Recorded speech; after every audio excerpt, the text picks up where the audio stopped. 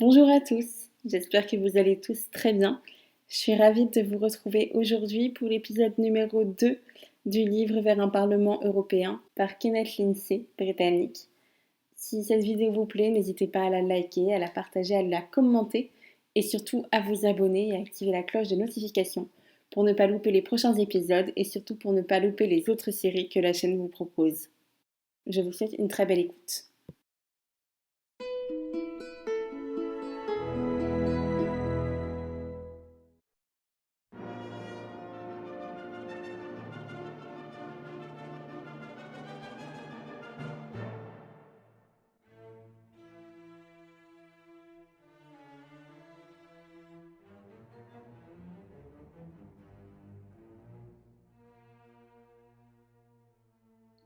Introduction par Sir Robert Bowsby. Mon ami Kenneth Lindsay a donné, dans ce livre, de très loin le meilleur tableau que j'ai vu du Conseil de l'Europe. Il ne mâche pas ses mots. Il déclare qu'en 10 ans, nous n'avons pas vu créer moins de 10 importantes organisations européennes. Et il ajoute cette constatation d'une grande vérité.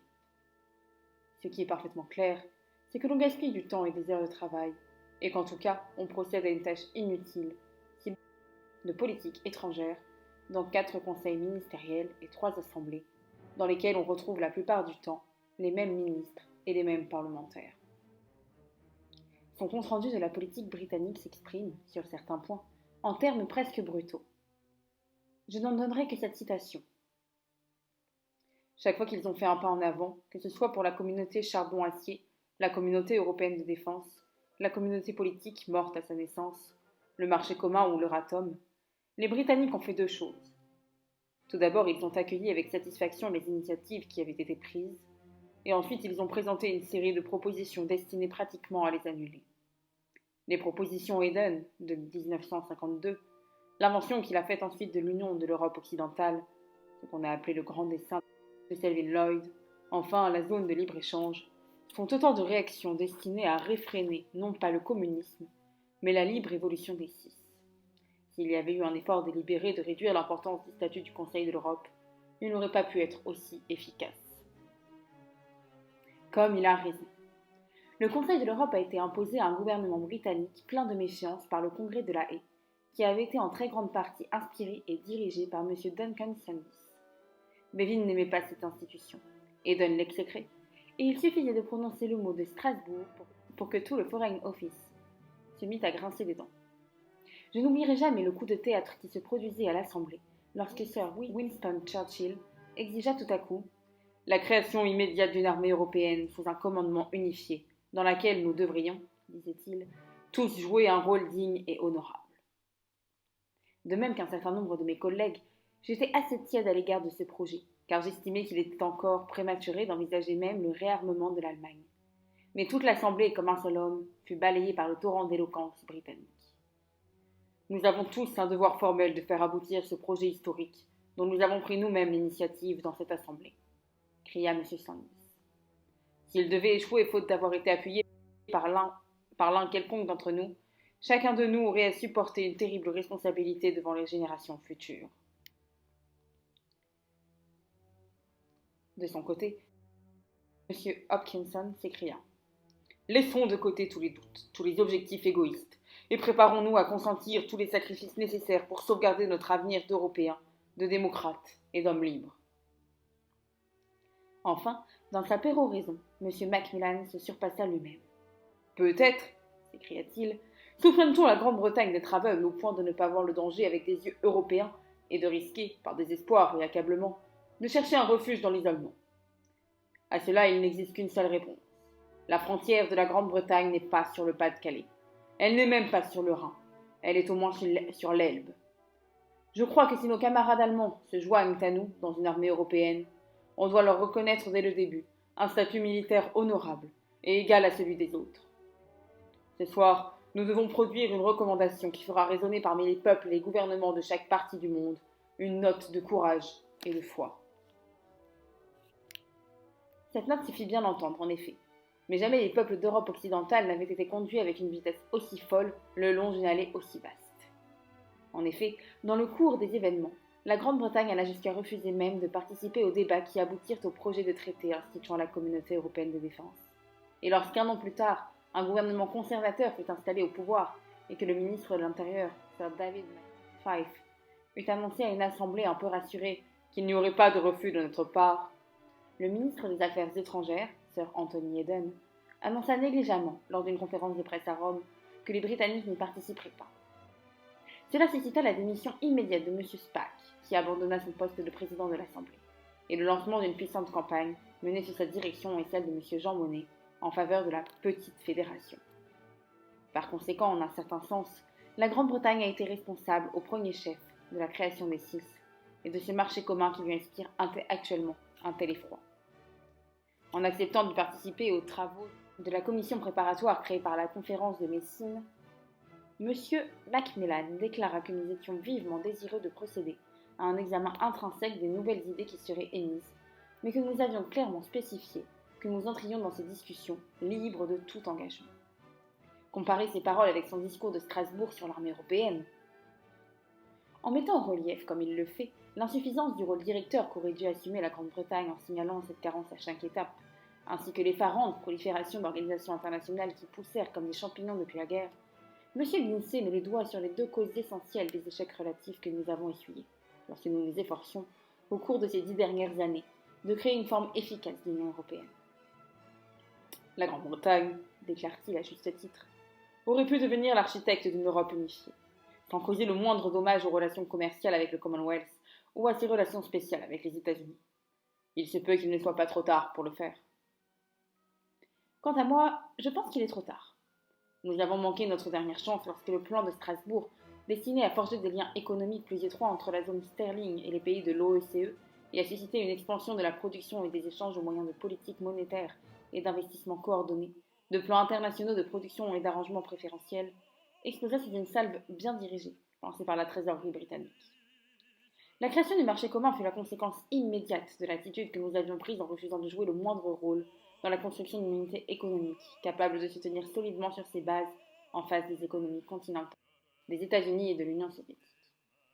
En restaurant ainsi son équilibre économique au monde libre, je ne crois pas qu'il soit bien profitable, aussi bien pour nous que pour les autres, de fureter un peu partout pour essayer de trouver le moyen d'y accéder.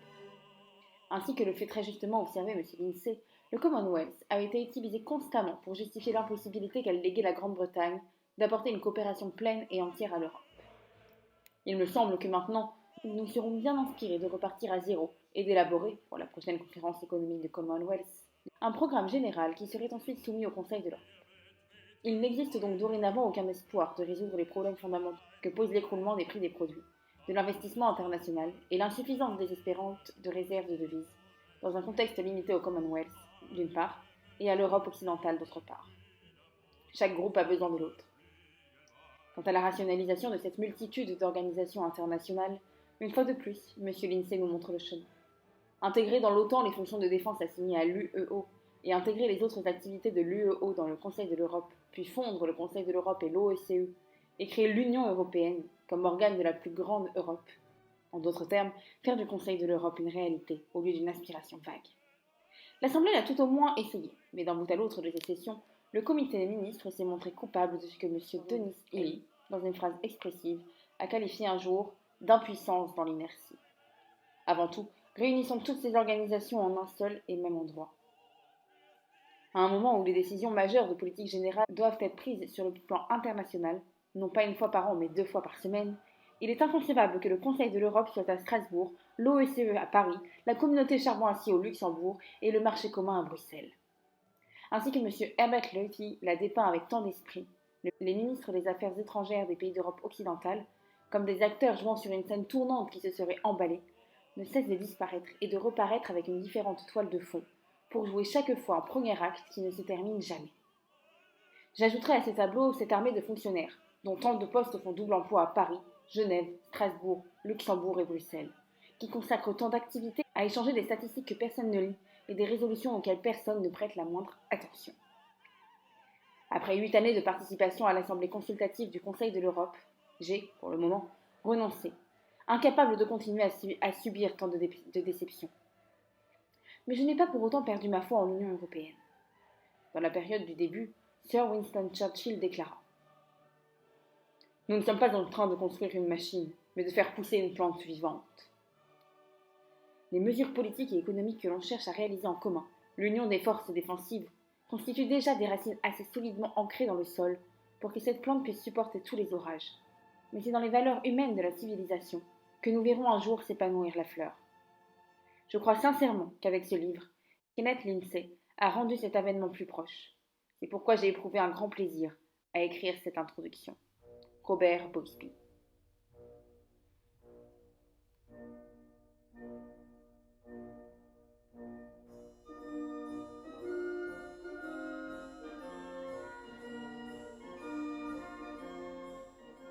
Je vais désormais aborder le chapitre 2. Ce chapitre étant relativement long, on va essayer de le chapitrer au mieux. N'hésitez pas à y revenir de temps en temps. Dans le livre, il fait 40 pages. Je n'ai pas encore enregistré, je ne sais pas encore combien de temps il va durer, mais ça risque de durer un certain temps. En tout cas, je vous souhaite une très bonne écoute. Chapitre 2. Qui va à Strasbourg? Who goes home? C'est le cri que poussent les policemen de service tout le long des corridors de Westminster, lorsque le speaker lève la séance et que les membres du Parlement se dispersent pour rentrer chez eux. Qui va à Strasbourg et pourquoi? C'est encore un mystère pour la plupart des habitants de Grande-Bretagne et peut-être aussi pour bien des habitants du continent de l'Europe. Depuis 9 ans, des membres du Parlement représentant une bonne douzaine de pays européens ont été désignés ou élus par leurs parlements respectifs pour siéger une assemblée unique à Strasbourg. Depuis la première session en août 1949, plus de 600 parlementaires, hommes et femmes, ont assisté pendant une certaine période aux séances de ce nouveau Parlement européen créé à titre expérimental. Afin de prévenir les critiques que pourraient m'adresser les politiciens puristes, je me hâte de dire que l'Assemblée consultative de Strasbourg n'est pas encore un Parlement réel, au sens que l'on donne à ce terme en Grande-Bretagne ou dans la plupart des pays d'Europe occidentale.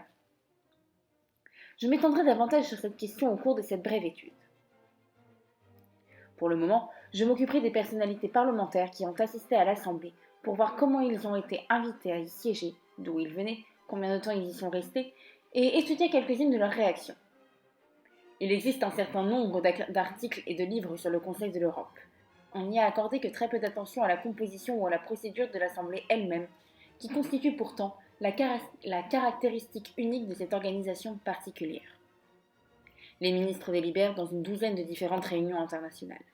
Il doit y avoir maintenant des milliers de fonctionnaires internationaux au service de telle ou telle autorité.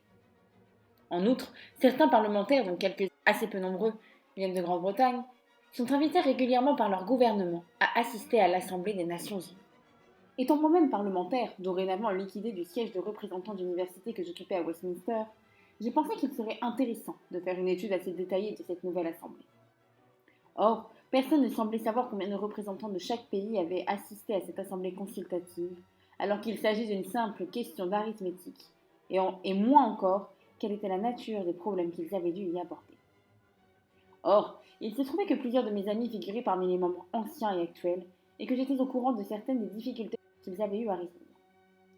Pour jeter les bases de cette brève étude, j'ai donc envoyé un questionnaire aux 617 membres du Parlement dont les noms figuraient sur la liste nominale annuelle. Ce questionnaire et les noms de ceux qui l'ont reçu figurent en annexe. Il convient de bien préciser que, pour d'excellentes raisons, l'Assemblée de Strasbourg a laissé chaque pays libre de désigner non seulement un nombre donné de représentants, mais aussi un nombre équivalent de suppléants. Je donnerai plus tard certaines des raisons pour lesquelles ce procédé a été jugé nécessaire. Tout au long des pages qui vont venir, je désignerai les représentants et leurs suppléants sous le titre de membres de l'Assemblée consultative. C'est un terme plus approprié. En outre, dès qu'un suppléant siège, il est habilité à parler et à voter avec les mêmes privilèges qu'un représentant. Dans le tableau que vous pouvez voir ici, le lecteur peut voir d'un coup d'œil le contingent de représentants attribués à chaque pays et le nombre de ceux qui ont été désignés ou élus au cours des 9 premières années.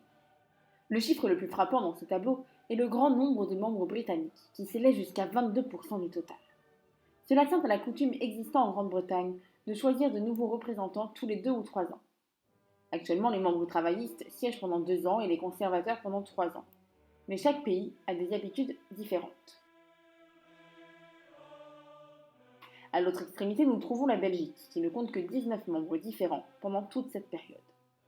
En fait, il est extrêmement facile d'expliquer le choix des 7 membres désignés à l'origine.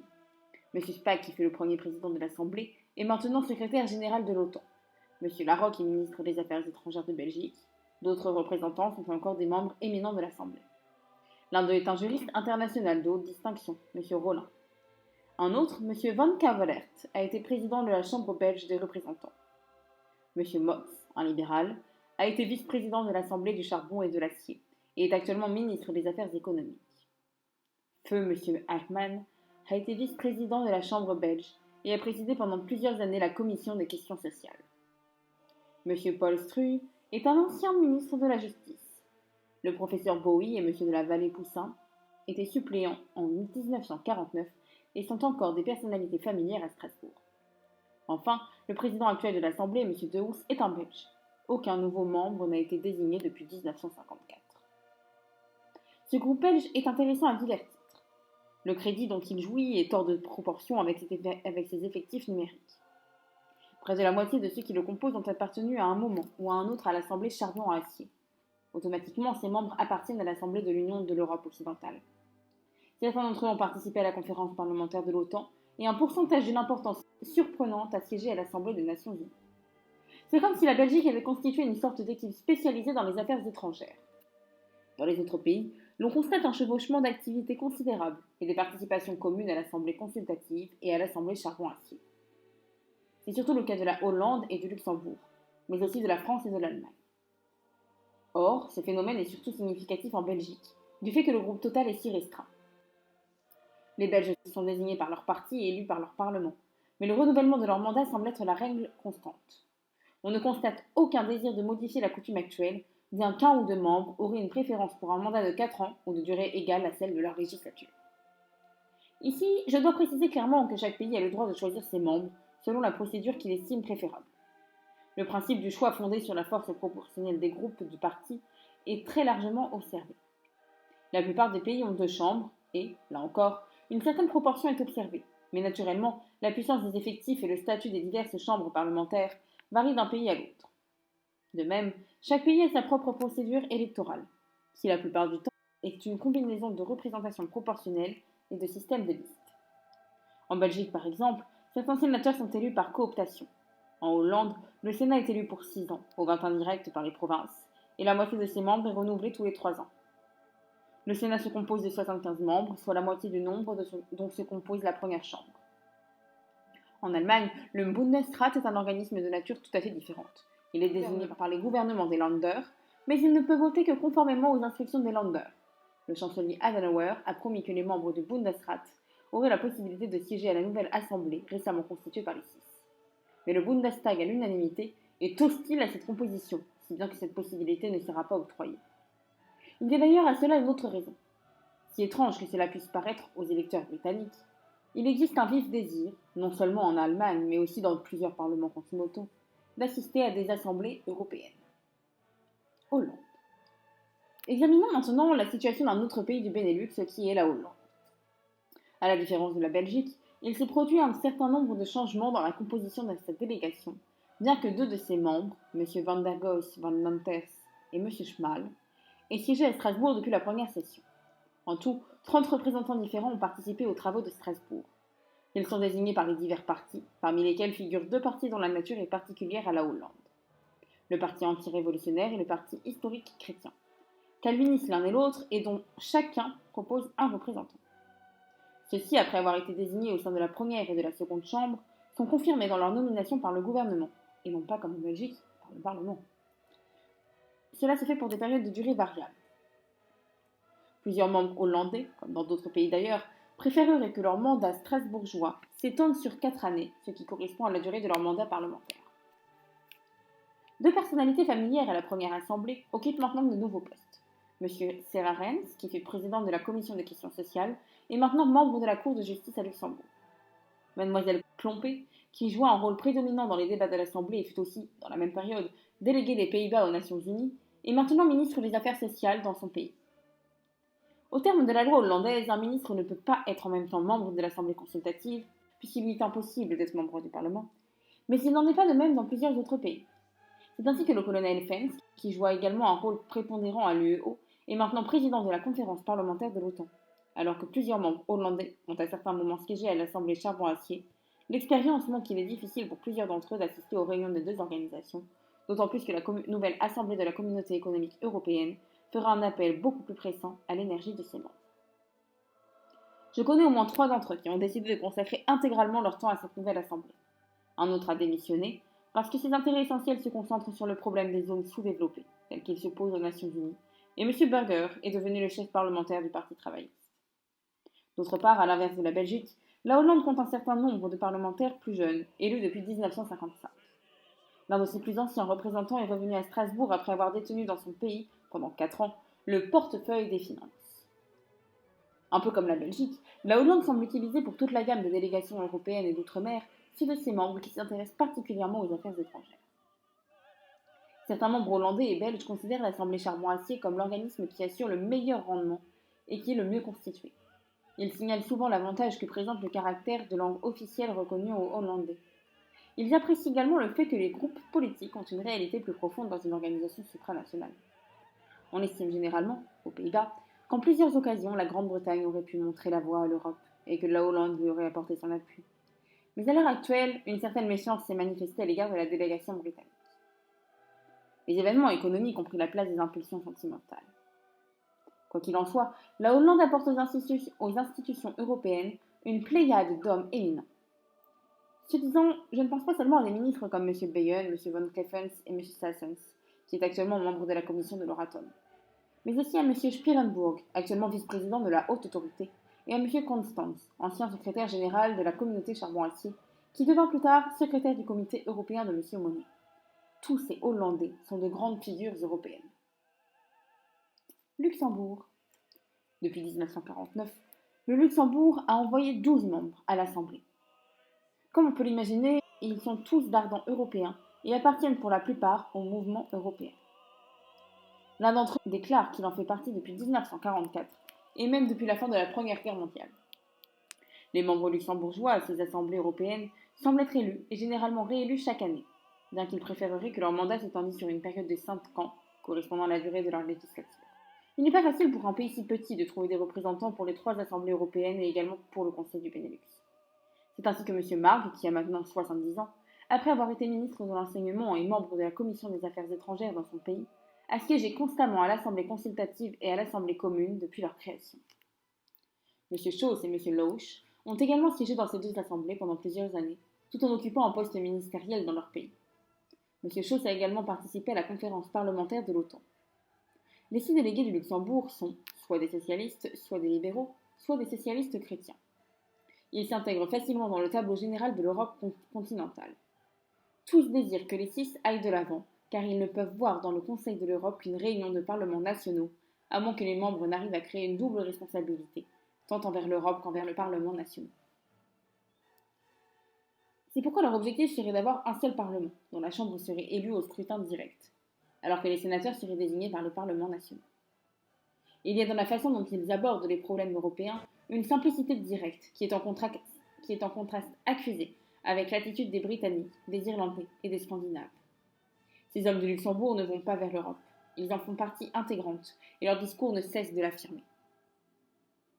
Ce bref compte-rendu de la composition des délégations représentant la Belgique, les Pays-Bas et le Luxembourg soulève un nouveau point de plus large intérêt sur lequel je reviendrai lors de l'examen des autres délégations.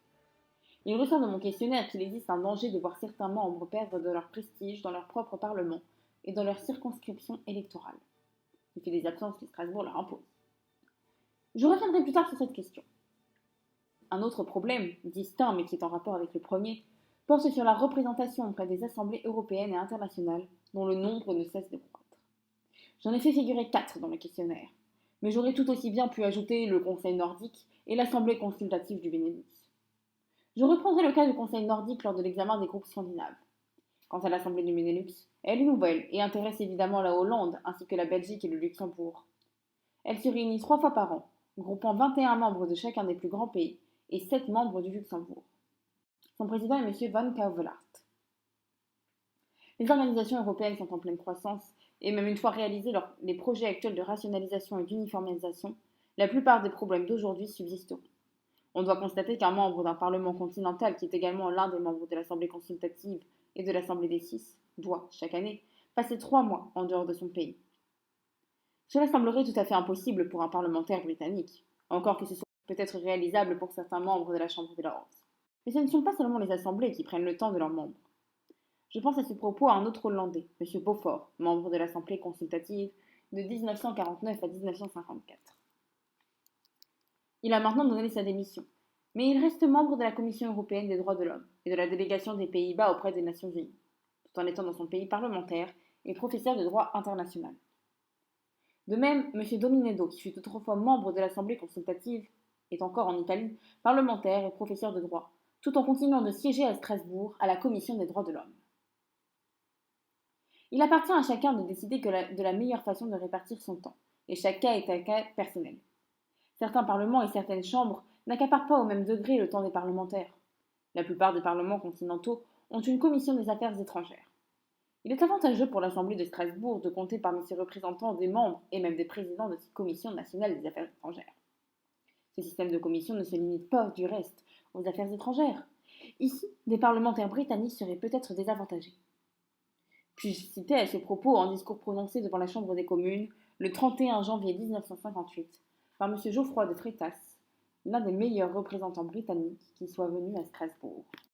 Nous avons atteint une étape inconnue de ceux de l'ère victorienne, puisque maintenant les membres du Parlement siégeant à cette Chambre vont à l'étranger pour rencontrer d'autres représentants des parlements européens aux conférences parlementaires de l'OTAN, de l'Union de l'Europe occidentale et d'autres organisations du même ordre. Nous y rencontrons les membres des commissions de défense, constituées dans les parlements de petits pays comme la Belgique, la Hollande et le Danemark, et nous constatons que ces hommes, par leur appartenance à leur commission nationale de défense, sont mieux informés du déploiement de notre RAF ou de l'armée britannique en Allemagne que nous ne le sommes nous-mêmes.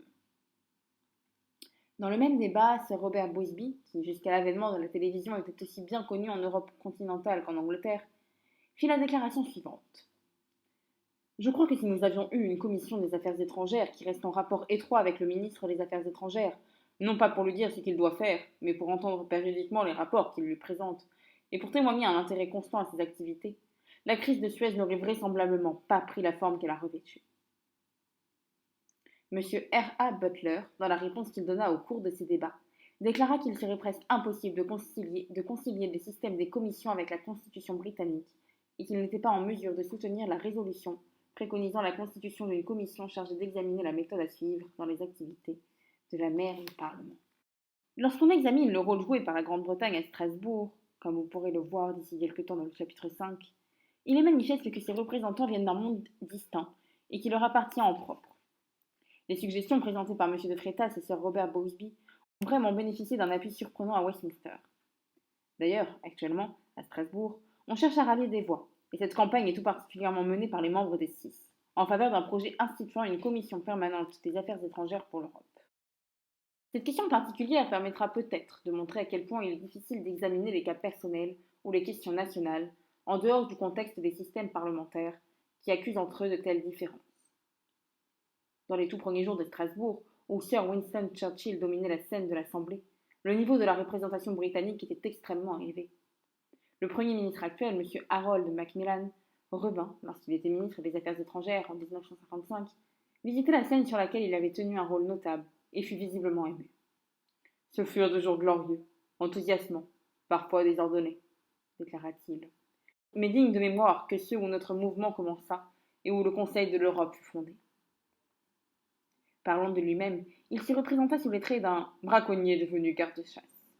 Puis il évoqua une seconde époque dans la vie du Conseil, où les divergences commencèrent à se manifester, où le grand schisme se creusa entre les fédéralistes et les confédéralistes, entre les constitutionnalistes et les fonctionnalistes. Je n'accepte pas ce compte-rendu simplifié à l'extrême des phases successives par lesquelles est passé le Conseil de l'Europe, mais la plupart des arguments présentés par M. Macmillan seraient acceptés par les membres du Parti conservateur et du Parti travailliste, qui siégèrent pendant 2 ou 3 ans à l'Assemblée. Le seul peut-être qui manifesterait un avis différent serait Lord Layton, ce père libéral qui représenta continuellement la Grande-Bretagne à l'Assemblée, dont il fut constamment le vice-président jusqu'à sa démission en 1956. Il est juste de dire qu'il donna l'impression d'être non seulement intéressé, mais, pour reprendre l'expression du jeune et nouveau chef qui est M. Joe Grimond, enragé d'unité européenne. En collaboration avec Sir David Maxwell Fyfe, qui est devenu Lord Kilmuir, Lord Layton a joué un rôle important dans la fondation de la Commission européenne des droits de l'homme. Le seul autre membre qui devint vice-président de l'Assemblée fut M. John Edwards, représentant travailliste de Bright House et Spenborough. Sa sincérité et sa compétence lui assurèrent une place éminente, et il fut également nommé président du groupe socialiste européen. Il va bientôt regagner les bancs de l'opposition pour se préparer à un poste ministériel si son parti triomphe aux prochaines élections. Ce serait entreprendre une tâche ingrate que de passer en revue un grand nombre de membres du Parti conservateur et du Parti travailliste qui ont été postés au guichet pour manier la batte sur ce terrain continental un peu glissant. Un ou deux d'entre eux ont marqué des points avec de brillants discours. Certains commençaient seulement à montrer des attitudes riches de promesses lorsque Chief Whip, à Londres, prononça la clôture du jeu. Enfin, ils sont assez nombreux à avoir fait de l'obstruction pour le compte de la Grande-Bretagne en face de puissantes attaques fédéralistes. Certains d'entre eux, hélas, n'ont jamais pu avoir la balle une seule fois. Seul un psychologue rompu à l'exercice de son art pourrait expliquer pourquoi certains membres britanniques ont réussi, tandis que d'autres échouaient lamentablement. Comme parlementaires, les Britanniques ont témoigné individuellement d'aptitudes éminentes dans les débats de l'Assemblée et ont accompli des travaux considérables au sein des nombreuses commissions. Mais combien de fois ai-je assisté à un débat purement intérieur entre des partis rivaux de Grande-Bretagne, suivi parfois avec des sourires indulgents par les autres représentants et avec l'expression d'un insondable désespoir de la galerie de la presse. Combien de fois ai-je entendu les socialistes du continent exprimer la déception qu'ils éprouvaient à constater à quel point leurs camarades britanniques étaient impuissants à comprendre le point de vue continental. Chacun a entendu dire, jusqu'à la nausée, que l'esprit britannique fonctionne sur le mode empirique, que le Commonwealth est un obstacle à toute nouvelle coopération britannique, que les Britanniques sont particulièrement sensibles à leur monopole ou à la crainte de perdre des services sociaux qui furent si durs à conquérir.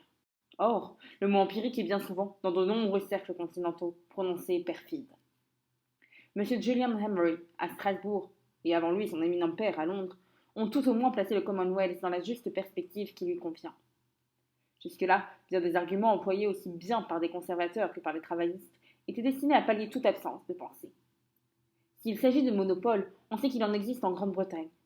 Quant aux services sociaux, ainsi que le déclara M. Spaak lors d'une réunion à la Chambre des communes, on en connaît quelque chose en Belgique. J'ai choisi ces quelques exemples du pays que je connais le mieux. Sans aucun doute, il arrive que les Hollandais ne parviennent pas à comprendre les Italiens ou les Grecs à comprendre les Allemands. Je suis certain que les Scandinaves sont surpris de langage fleuri et déclamatoire dans lequel sont généralement rédigées les résolutions de Strasbourg. Je suis également certain, d'après les témoignages recueillis dans mon pays, que plusieurs membres britanniques ont puisé dans leur séjour à Strasbourg de précieuses connaissances. Pour reprendre des termes même employés par l'un d'eux. Bien que ma collaboration ait été brève, elle fut précieuse, en ce sens qu'elle stimula mon intérêt et élargit mes conceptions. Un autre a fait une déclaration analogue au sujet de l'Assemblée de Strasbourg. Elle offre un terrain d'entraînement excellent pour les négociations internationales, et elle enseigne à un parlementaire la façon de comprendre les problèmes que doivent affronter les ministres des Affaires étrangères sur un secteur plus vaste. Elle a donné au Parlement une conscience plus profonde des affaires étrangères, et cela non seulement à propos de l'Europe. M. Hugh Gaitskell, qui n'assista qu'à une session, déclara le 2 mai 1957 « Malgré les angoisses qui sont naturellement éprouvées et parfois exprimées, l'Assemblée, c'est du moins les sentiments du nouveau venu que je suis, doit s'enorgueillir des progrès réalisés vers une plus grande unité en Europe. Je suis tout à fait convaincu que l'attitude de notre propre Parlement envers la zone de libre-échange a été affectée par le dénouement des sessions de Strasbourg. » Un membre sans portefeuille du Parti conservateur fit cette déclaration au cours du même débat. Je puis témoigner du fait qu'à la Chambre des communes, les opinions des membres ordinaires du Parlement, quel que soit leur parti, ont subi un profond changement à l'égard de problèmes européens. M. van der Goes van Natters, socialiste et fédéraliste hollandais qui avait souvent formulé de sévères critiques envers les Britanniques, a déclaré dans un autre débat récent, en citant le rapport de la commission politique adopté par l'Assemblée, « La nouvelle communauté économique européenne représente le pas le plus important effectué jusqu'à présent dans le sens de l'unité de l'Europe. Si nous pouvons faire cette déclaration qui est vraie pour les 15 comme pour les 6, c'est grâce à l'objectivité et au désintéressement de nos amis britanniques et scandinaves. » En dépit de ces citations favorables, un autre membre britannique a pu écrire. Il se produit une grave détérioration à Strasbourg, et ceux qui s'y rendent maintenant en reviennent beaucoup moins profondément stimulés que ceux qui s'y rendirent pour les premières sessions. Je suis d'accord sur la première partie de cette phrase et je développerai ce point dans un chapitre distinct. Si l'on va dans une assemblée parlementaire, il est nécessaire de donner aussi bien que de recevoir. Les Britanniques suscitent trop souvent l'impression de freiner le mouvement, au lieu d'apporter des nouvelles idées. Il n'est pas juste d'envoyer à Strasbourg les anciens ministres déçus dans leurs ambitions, et c'est faire à l'Europe un bien pauvre compliment que d'envoyer des équipes secondes, afin qu'elles puissent gagner une expérience de la politique européenne. Il se peut qu'il y ait eu des raisons intérieures expliquant le déclin de capacité personnelle qui s'est manifesté dans la délégation britannique et dans certaines autres délégations, mais il me semble que le malaise est plus profond et nécessite un diagnostic plus radical. En dehors de la Grande-Bretagne, 3 autres pays ont droit à une représentation de 18 membres, et chacun d'eux, au cours des 9 premières années, a envoyé plus de 60 membres à Strasbourg. Il s'agit de la France, de l'Italie, de l'Allemagne occidentale. Ces pays sont la cheville ouvrière des 6 et du mouvement européen sous sa forme plus particulièrement fédérale. Parmi leurs représentants, on trouve un noyau de démocrates chrétiens, aussi bien protestants que catholiques, de socialistes et de libéraux, qui ont pris l'engagement de créer le maximum réalisable d'union en Europe. Sans ce noyau d'inspiration et de stimulation commune, quoi que fassent les Britanniques, les Scandinaves, les Irlandais, les Grecs, les Turcs, il ne pourrait y avoir de Conseil de l'Europe ni d'Assemblée. Mais je dois examiner chacun de ces pays successivement, car ils ont leurs différences individuelles de tempérament et de méthode. France. C'est M. Herriot qui fut élu président et dirigea les débats de la première session tenue à l'université de Strasbourg. Un autre parlementaire français, qui depuis lors s'est acquis une célébrité mondiale, M. Guy Mollet, fut pendant 2 ans un membre assidu de l'Assemblée, dont il fut nommé président, succédant à un autre Français, M. de Menthon. Le caractère distinctif de la représentation française tient à sa proportion élevée de ministres et même de présidents du Conseil. M. Coty, actuellement président de la République, faisait partie d'une des premières délégations, ainsi que M. Bidault, M. Guy Mollet, M. Paul Reynaud, M. Maurice Schumann, M. Bonnefond et M. Taïtken. Quelques ans plus tard, vint M. Daladier, M. Chaban-Delmas. Quant à M. Robert Schuman, le plus éminent européen de Lorraine, il est l'un des ministres qui ont le plus souvent assisté aux sessions de l'Assemblée. Par contraste avec les délégations britanniques, un pourcentage élevé des représentants français avaient appartenu au mouvement européen et 20% environ étaient constamment délégués à l'Assemblée. Sur la liste de 1957, on trouve jusqu'à 14 membres qui avaient été élus en 1949-1950. Il semble qu'il existe au Parlement français un groupe distinct spécialisé dans les questions d'affaires étrangères. Bien souvent, l'on revoit les mêmes visages à l'Assemblée Charbon-Acier, à la conférence parlementaire de l'OTAN et aux Nations Unies. Comme on le sait, la plupart de ces assemblées siègent sur le territoire français, mais personne ne pourrait décrire la délégation française à Strasbourg comme une équipe secondaire. Une écrasante majorité de ceux qui la composent préfèrent la méthode actuelle, qui les fait désigner par leur parti sur une base proportionnelle, puis élire par leur parlement pour la durée de la législature, ce qui pratiquement donne un mandat de 5 ans. Comme il est naturel, un certain nombre de représentants français ainsi que ceux qui viennent des autres pays représentés par les 6 attendent le jour où l'on procédera à des élections directes pour l'Assemblée européenne. Mais il s'agit là d'une proposition qui doit être examinée à un stade ultérieur. Italie. Les Italiens ont envoyé 66 membres à l'Assemblée. On a pu dire qu'en fait, il ne s'est produit qu'une seule modification majeure dans la composition de leur délégation, qui était due aux élections de 1954. Les Italiens sont élus pour 5 ans ou 6 ans s'ils sont sénateurs. Et la plupart d'entre eux préfèrent continuer à exercer leur mandat européen pendant cette période, qui représente en fait la durée de leur législature nationale. Parmi ces premiers représentants italiens, 5 d'entre eux, y compris M. Giacchini et le comte Casati, président de la commission culturelle, sont maintenant décédés. L'un des délégués des premières sessions, M. Giaquero, qui a quitté l'Assemblée en 1952 pour devenir membre de la haute autorité de la communauté Charbon-Acier. Un autre membre des débuts, M. Benvenuti, est maintenant secrétaire général du Conseil de l'Europe. Il vaut la peine de noter à ce propos que M. Benvenuti avait été ministre et que sa nomination au poste de secrétaire général constitue une infraction aux règles admises. De la même façon qu'à l'OTAN, M. Spaak, homme politique, succéda à Lord Ismay au Conseil de l'Europe. M. Benvenuti a succédé à des diplomates de carrière. Il s'agit là d'une décision prise de propos délibérée par l'Assemblée, dont les conséquences peuvent avoir une grande portée dans l'évolution du Conseil de l'Europe. J'ai déjà signalé qu'en Grande-Bretagne, la pression de la politique intérieure ne permet pas aux membres du Parlement de s'absenter pendant une longue période, et que des divergences intérieures de partis font souvent l'objet de nouvelles batailles à Strasbourg. La situation italienne est différente. En raison de la présence d'importants votes communistes et de la division des votes socialistes, les démocrates chrétiens, seul parti qui ait pu constituer le gouvernement d'après-guerre, sont contraints de s'assurer de l'appui des libéraux et des républicains. À Strasbourg, il existe aussi 2 membres italiens du parti monarchiste. Ainsi, plus que dans tout autre pays, la politique étrangère de l'Italie dépend en grande partie d'un équilibre entre les groupes politiques intérieurs. Le président actuel de la République italienne peut être considéré comme un président politique dont le regard est constamment tourné vers la politique étrangère. M. de Gasperi n'a jamais été lui-même membre de l'Assemblée consultative, bien qu'il ait été pendant quelques mois, avant sa mort, président de l'Assemblée Charbon-Acier. C'était un grand Européen. M. Pella, actuellement ministre des Affaires étrangères, est également un ancien président de l'Assemblée Charbon-Acier. Ces deux hommes, ainsi que le comte Sforza, maintenant décédé, et M. Martino, ont prononcé devant l'Assemblée consultative des discours pleins de compréhension et de sympathie.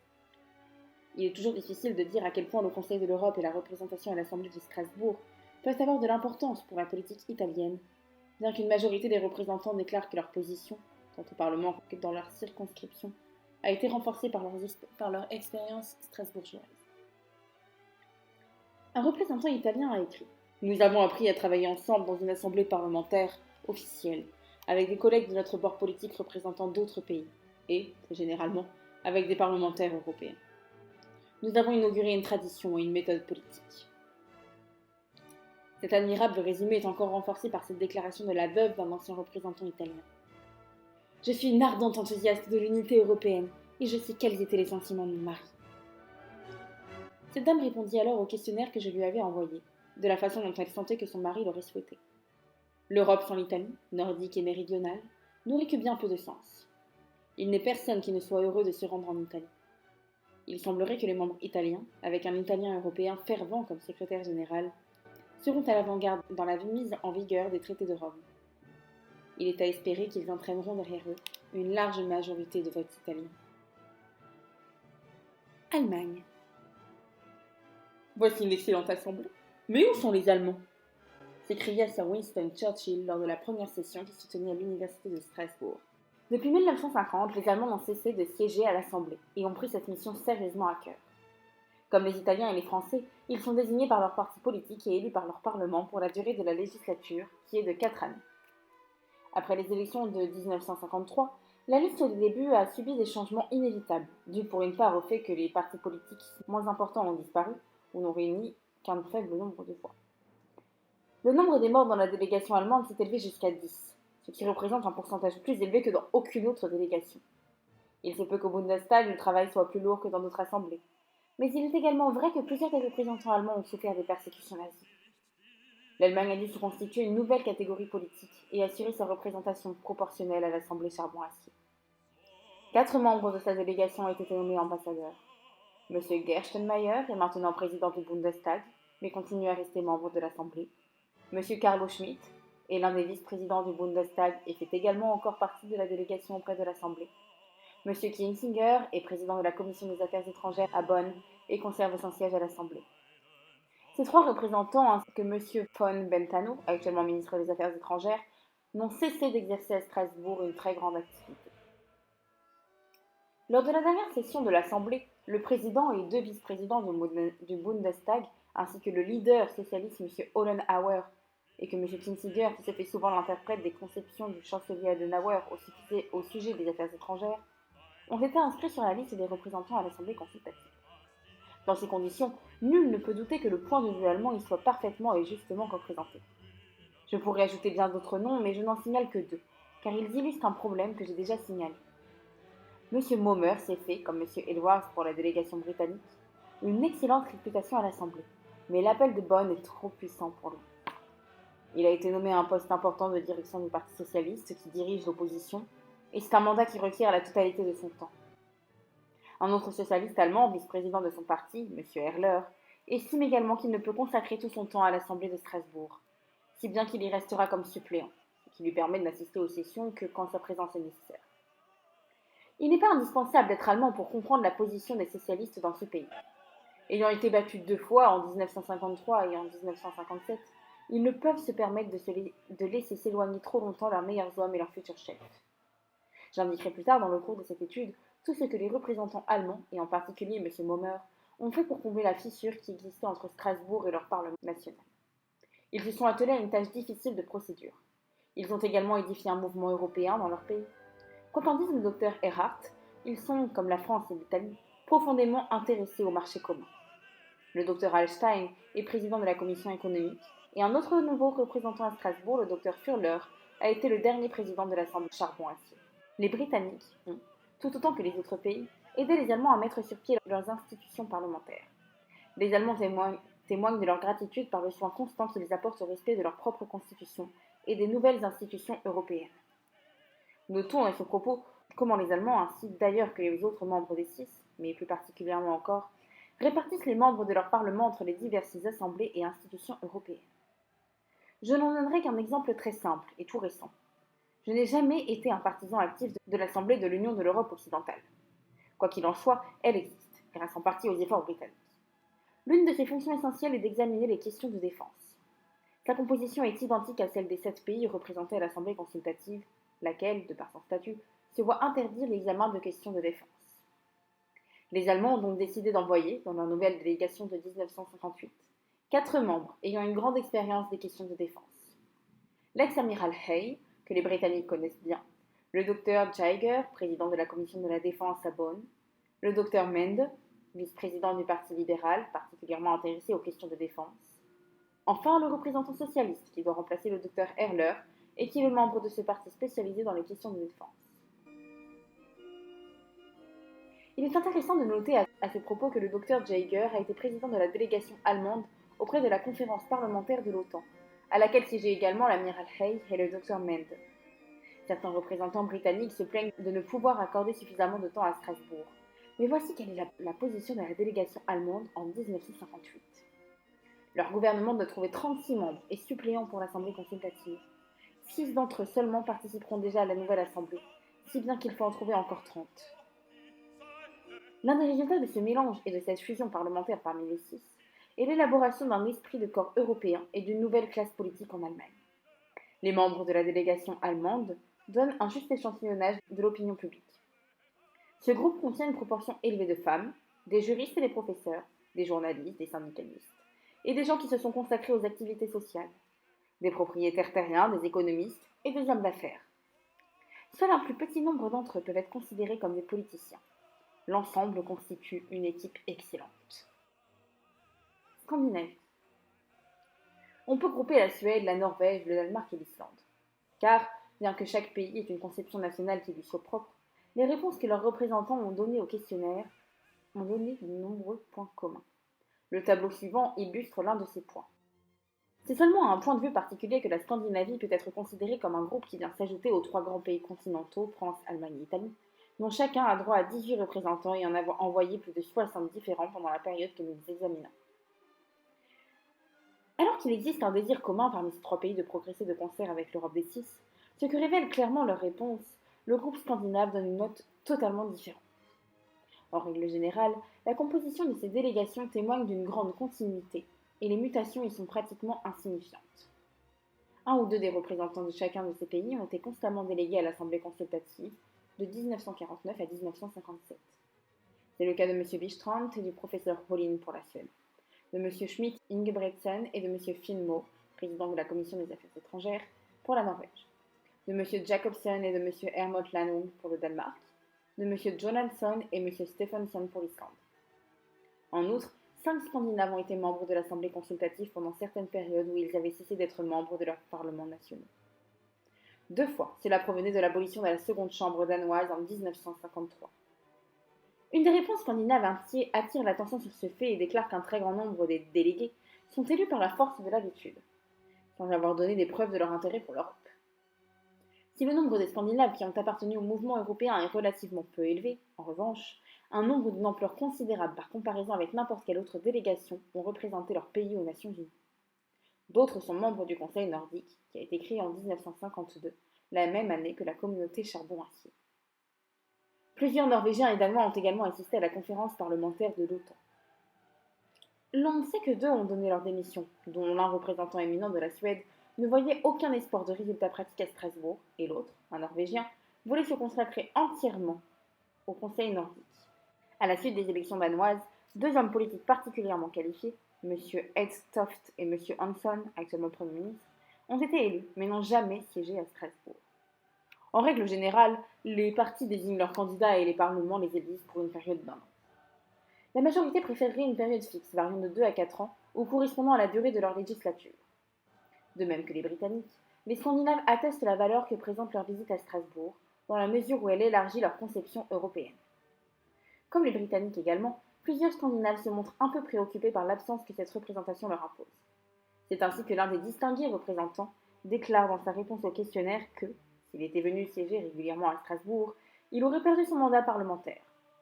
Un autre constate que cette représentation à l'Assemblée consultative lui a fait perdre plusieurs possibilités de travail intéressantes, mais non son mandat, alors qu'un troisième déclare: lorsqu'un représentant obtient un succès grâce à ses activités à l'Assemblée, et que cette nouvelle se répand parmi les membres de son corps électoral, il peut y gagner en prestige, mais au prix d'un certain danger. Les populations scandinaves sont en très grande majorité protestantes, et les souverains pouvoirs de leur parlement, comme ceux de la Chambre des communes britannique, l'emportent sur tous les autres. Or, les nouvelles institutions créées en Europe continentale sont tout aussi étrangères à la Scandinavie qu'à la Grande-Bretagne. Le parti indépendant qui occupe le pouvoir en Islande, les partis agraires et chrétiens populaires en Suède et en Norvège, le parti de l'impôt unique au Danemark, n'ont rien qui leur corresponde parmi les partis politiques du continent. Il existe naturellement certaines relations entre les socialistes scandinaves et les socialistes continentaux, et des rapports plus étroits avec les socialistes britanniques. Mais la géographie, la religion, la composition des groupes politiques mettent les Scandinaves dans une situation un peu particulière. Ils ont trouvé des moyens beaucoup plus simples, en recourant à leur conseil nordique, d'édifier une législation sociale concordante et équivalente dans chacun de leurs pays. En outre, du point de vue militaire, la Suède est un pays neutre. Malgré ces différences fondamentales, les pays scandinaves ont continué à envoyer à Strasbourg leur contingent des représentants, dont certains se sont montrés des membres énergiques et dévoués de l'Assemblée consultative. Mais là également, leur influence dépendait du degré dans lequel ils maîtrisaient une autre langue que la leur. Il est extrêmement difficile d'être éloquent dans une langue étrangère. Les Scandinaves sont obligés de parler en anglais ou en français. On a signalé que, dans l'un de ces pays, un dixième seulement des membres de l'un des partis politiques avaient une connaissance pratique de l'anglais. Je considère que 50% des Scandinaves, et c'est également vrai des Grecs et des Turcs, se voient exclus d'emblée, pour des raisons de langage, de toute possibilité d'être élus par leurs parlements nationaux.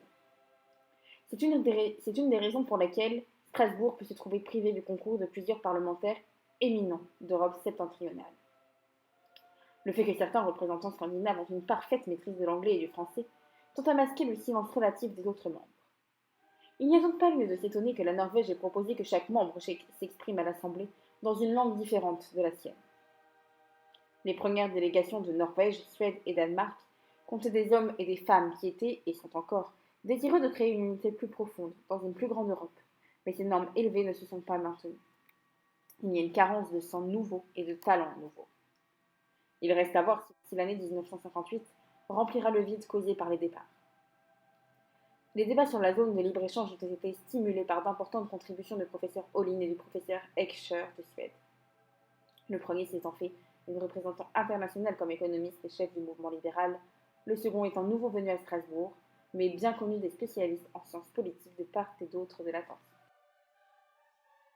M. Federspiel, qui parle anglais mieux que beaucoup de mes compatriotes, et M. Kraft, ancien ministre des Affaires étrangères, l'un et l'autre représentant le Danemark, ont également manifesté un profond intérêt au débat sur la zone de libre-échange. D'autres Scandinaves sont experts en questions sociales et juridiques, mais la question réellement importante est de savoir dans quelle mesure leur pays et leur parlement s'intéressent à l'unité européenne, et jusqu'où l'un et l'autre sont prêts à aller pour accorder leur appui à leurs représentants. Au cours d'un débat tenu le 2 janvier 1955, le Parlement norvégien a décidé, à une majorité écrasante, que le gouvernement devait continuer à apporter sa collaboration aux Français de l'Europe. Mais certains traits de ce débat étaient intéressants.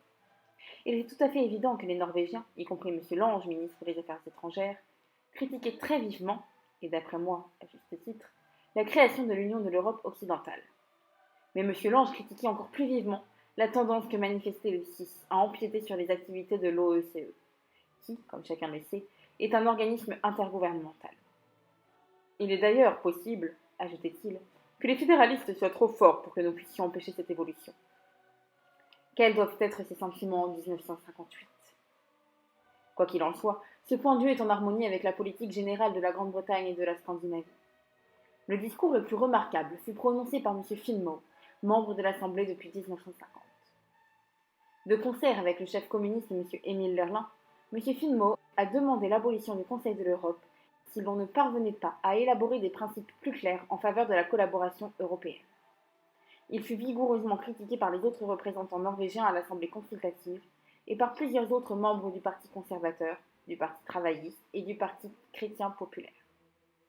Je n'ai pas entendu dire que des débats du même ordre se soient déroulés à Stockholm et à Copenhague, donc que les représentants à l'Assemblée consultative présentent à leur Parlement national des rapports qui sont parfois mis en discussion.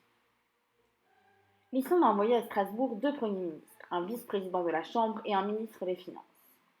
Dans les diverses commissions de l'Assemblée, les Scandinaves ont manifesté leur bon sens et leur sens pratique. De même que les Britanniques, ils ont tendance à aborder les questions économiques dans un esprit qui transcende l'esprit européen. En résumé, on peut dire que la Scandinavie a des conceptions aussi particulières que les Six, et que ces conceptions diffèrent radicalement sur bien des points. Apportez-moi vos désaccords, s'écriait Goethe. C'est le plus grand compliment que vous puissiez me faire. Mais un organisme parlementaire digne de ce nom, inutile que voix consultative, doit prendre des initiatives, stimuler l'élaboration des lois et y participer. De même que les Britanniques, les Scandinaves considèrent peut-être le Conseil et son Assemblée comme un symbole de la plus grande Europe et une tribune permettant d'instaurer des débats publics sur cette question. 2 autres pays, l'Irlande et l'Autriche, sont, comme la Suède, militairement neutres, sans être pour cela moins européens. Je dirai quelques mots de chacun d'eux. Irlande. L'Irlande a envoyé 30 membres à Strasbourg depuis 1949, parmi lesquels on compte, dans les toutes premières sessions, M. de Valera, puis M. Costello, fils du chef de l'opposition, en 1957, et en 1953, un fils de M. W. B. Yeats. À certains égards, la conception des Irlandais ressemble à celle des Britanniques. Aux yeux des 2 pays, Strasbourg est une ville continentale. C'est encore un peu une aventure que de quitter Dublin pour se rendre en Europe. L'un des membres de la délégation irlandaise s'est fait en ces termes l'écho de sentiments exprimés par d'autres pays. Alors que j'ai la conviction qu'une participation à l'Assemblée de Strasbourg, si brève soit-elle, est utile pour un membre du Parlement, j'estime que, dans le choix des membres d'une délégation à Strasbourg, on doit avoir présente à l'esprit la continuité du mandat. Je ne pense pas que ce poste doive être considéré comme une forme de vacances, ou comme une récompense pour des services rendus au parti ou même à l'État. Un autre parlementaire irlandais estime qu'un représentant qui réussit à Strasbourg doit avoir son mandat confirmé, au moins pendant 5 ans. Un troisième est en faveur d'un mandat de 5 ans, ne serait-ce que pour cette seule raison qu'il faut du temps pour s'orienter dans l'Assemblée. En fait, les représentants irlandais sont désignés par leur parti, et cette désignation est confirmée par le Parlement. La plupart d'entre eux préféreraient une période fixe pour leur mandat, comme je viens de l'indiquer, bien qu'évidemment la durée de ce mandat doive dépendre des élections. Non seulement M. de Valera, mais son ministre des Affaires étrangères, M. Aiken, et certains autres de ses ministres, comme M. Everett, M. Mackenzie et M. Blaney, ont été membres de l'Assemblée. M. Sean McBride est une figure familière à Strasbourg. M. Corish, au cours d'un discours qu'il prononça à l'Assemblée en qualité de ministre des Affaires sociales, a déclaré « Mon pays a pris très sérieusement à cœur ses obligations envers le Conseil de l'Europe. Je suis heureux de pouvoir déclarer que notre tableau de ratification des conventions instituées sous les auspices du Conseil de l'Europe ne le cède en importance à aucun autre. » À l'heure actuelle, un groupe plus jeune a pris la place des membres démissionnaires. Et, comme l'un des nouveaux membres l'a fait observer à la faveur des débats sur la zone de libre-échange, l'attitude de l'Irlande est en train de changer. Elle manifeste un plus grand intérêt pour les affaires d'Europe, parce que ses propres intérêts économiques sont en jeu. Au début, les Irlandais ne cessaient de reprendre la même antienne. Les rapports de l'Irlande et du Royaume-Uni. Immanquablement, un membre du Parlement de l'Irlande du Nord, qui fait toujours partie de la délégation britannique, répondait. Je me souviens parfaitement qu'en 1950-1951, il incomba à M. de Valera de prendre la parole après le premier discours de Lord Birkenhead devant l'Assemblée. Il semblait étrange de l'entendre déclarer « Je suis d'accord avec Lord Birkenhead pour considérer que… » Mais en fait, une des rares questions sur lesquelles Britanniques et Irlandais sont le plus souvent d'accord est celle de la méthode à employer pour réaliser l'unité européenne. Mais ce sont peut-être les paroles prononcées par le jeune M. Costello qui indiquent le mieux les sentiments irlandais. Notre Assemblée est tout naturellement jalouse de la position qu'elle occupe en tant que principale Assemblée parlementaire européenne. Je ne parviens pas à voir quelle difficulté de principe pourrait s'opposer à ce que l'on consolide et révise les chartes du Conseil de l'Europe, de l'Union de l'Europe occidentale et de la Communauté économique européenne, afin d'organiser une Assemblée parlementaire commune de l'Europe. Il y a certains États qui se refuseraient à souscrire à certains aspects du statut résultant de cette amalgamation. Mon pays, ainsi que l'Autriche et la Suède, ne participent pas aux efforts communs de défense et d'autres pays ne voudront pas s'associer à la communauté économique européenne. Il y a là un problème qui sera examiné plus tard. Mais cette citation permet de souligner à quel point les Irlandais comme les Scandinaves et les Britanniques se dérobent en face du concept fédéraliste.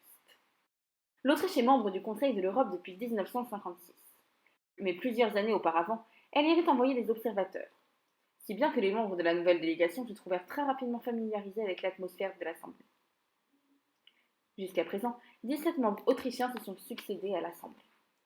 Très rapidement, M. Petermann est devenu vice-président de l'Assemblée, mais il fut rappelé à Vienne comme vice-chancelier d'Autriche. Le 8 octobre 1957, il prononça un discours d'adieu qui s'est terminé par ces mots. Comme délégué de mon pays, j'ai commencé mes fonctions à Strasbourg en qualité d'observateur. Au moment où j'abandonne les travaux de l'Assemblée et de ses commissions, je n'en ai pas moins l'intention de suivre de très près leurs progrès futurs. Vous pouvez être certain, Monsieur le Président, que même après avoir abandonné mes charges officielles, je resterai en tout temps relié par le cœur et par l'esprit avec l'idéal européen et le Conseil de l'Europe qu'il incarne. On hésite à citer trop souvent les expressions de ces sentiments, car on a coutume de prononcer des discours fleuris sur l'Europe. Mais la vérité est que sans cette foi, il n'aurait pas existé de nouvelles institutions européennes. Et le vice-chancelier d'Autriche a sans aucun doute exprimé ce qu'il ressentait. Tout récemment, d'ailleurs, il a donné de nouvelles preuves tangibles de son intérêt. Les Autrichiens ont envoyé une excellente délégation et ont déjà joué un rôle prépondérant, grâce à M. Tschersnetz, l'un des membres socialistes de cette délégation, en s'efforçant d'améliorer les relations entre l'Assemblée et les parlements nationaux. De même, le gouvernement autrichien a déjà joué un rôle directeur lors de l'étude des mesures à prendre pour simplifier les formalités de frontières. Évidemment, les Autrichiens considèrent avec une conviction sans cesse accrue que l'allemand doit être l'une des langues officielles. M. Strasser, autre membre socialiste autrichien, a déjà vigoureusement exprimé ce point de vue. Les Autrichiens ont tout à gagner d'une plus étroite association avec le Conseil de l'Europe. Il sera intéressant de voir quelle sera leur ligne de conduite dans les prochains débats sur le marché commun et la zone de libre-échange. Évidemment, l'Autriche est membre de l'OSCE.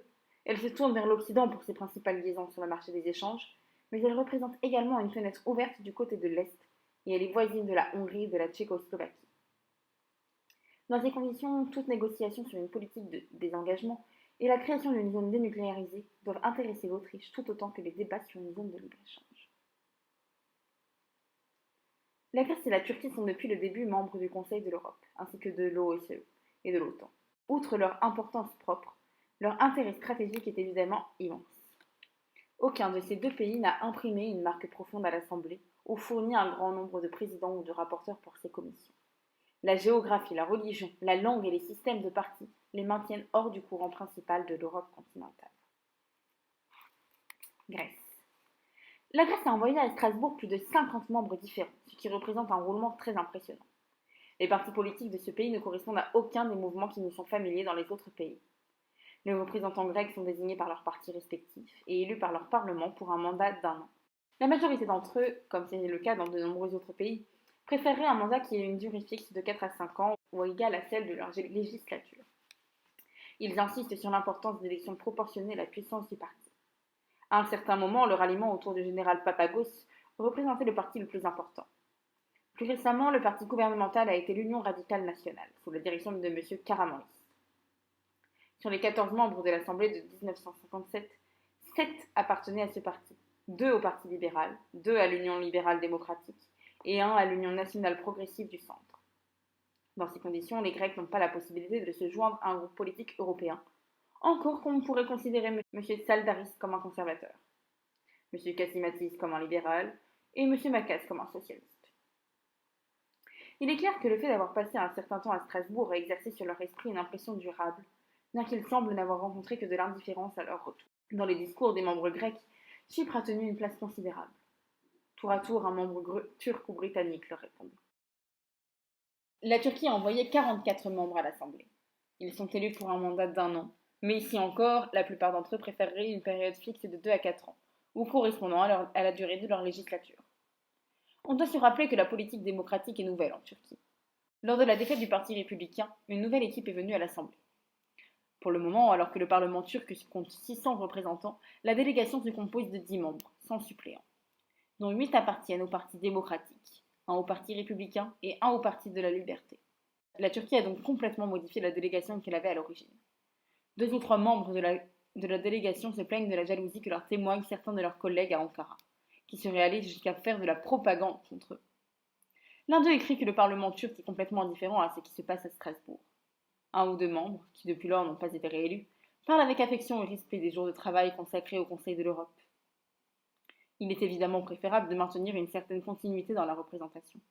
Plusieurs membres signalent dans leur réponse qu'il est important de maintenir une stricte proportion entre les effectifs des partis nationaux lorsqu'on choisit ceux qui représenteront la Turquie à l'Assemblée.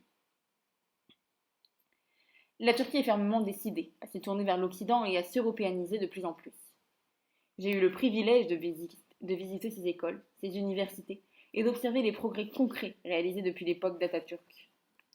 J'ai été invitée à faire des conférences sur le rôle de l'opposition dans le Parlement britannique et sur la lutte pour l'unité européenne. L'Assemblée de Strasbourg doit donner aux représentants turcs des occasions de plus en plus nombreuses de comprendre les divers courants des problèmes européens et d'apporter l'appui de leur Parlement national. M. Erkman, qui est maintenant ministre dans son pays, a été l'un des vice-présidents de l'Assemblée.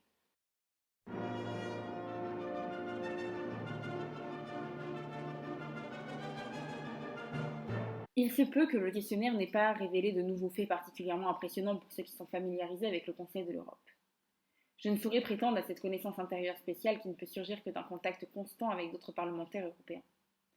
Plusieurs problèmes sont laissés de côté au cours de cet examen nécessairement superficiel. J'aurais été plus aisément aidée s'il avait existé un livre succinct et de lecture facile sur la diversité des constitutions, des lois électorales, des systèmes des partis, des procédures parlementaires, des dispositions régissant les différentes commissions dans chaque État membre du Conseil de l'Europe. Toutes ces documentations devraient être élaborées de l'intérieur par un certain nombre de membres désignés dans leurs parlements respectifs, et la publication devrait être confiée à un politicien érudit, afin que les avantages et les inconvénients relatifs des diverses méthodes apparaissent en pleine lumière. Le professeur Heckscher, représentant de la Suède à l'Assemblée de Strasbourg, a récemment publié un traité sur l'étude comparée des gouvernements et des politiques. Pour ma part, je suggérerais que, moyennant une préparation appropriée, une table ronde soit réunie sous les auspices du Conseil de l'Europe pour donner une étude aussi vivante que possible des institutions parlementaires de divers États membres. Au point 3 de mon questionnaire, je fais une nouvelle pétition de principe, en considérant qu'on doit instaurer un contrôle parlementaire des institutions européennes. Il n'existe aucune technique généralement acceptée pour assurer l'exercice de ce contrôle. L'Assemblée consultative et l'Assemblée commune représentent 2 expériences. Ici encore, j'évolue dans un no man's land. Sans aucun doute, la plupart des ministres et des fonctionnaires préféreraient voir des institutions intergouvernementales ou même supranationales sans aucune immixtion parlementaire. Certains théoriciens de sciences politiques ont attaqué le concept général d'assemblée consultative. Le professeur Heckscher lui-même a pu écrire « Ni l'opinion politique ni le Parlement ne disposent de l'information requise pour pouvoir se prononcer sur les affaires étrangères. » Si cette déclaration est juste, l'Assemblée consultative et les parlements nationaux ont vainement gaspillé la plus grande partie de leur temps. Quant à moi, je prétends que les débats instaurés sur la politique extérieure dans l'Assemblée consultative ont aidé à créer dans les parlements nationaux une perspective européenne et ont permis d'influencer l'opinion publique. C'est là un point qu'il conviendra de traiter de façon plus approfondie lorsque nous étudierons les travaux réalisés par l'Assemblée au cours de ces 9 premières années.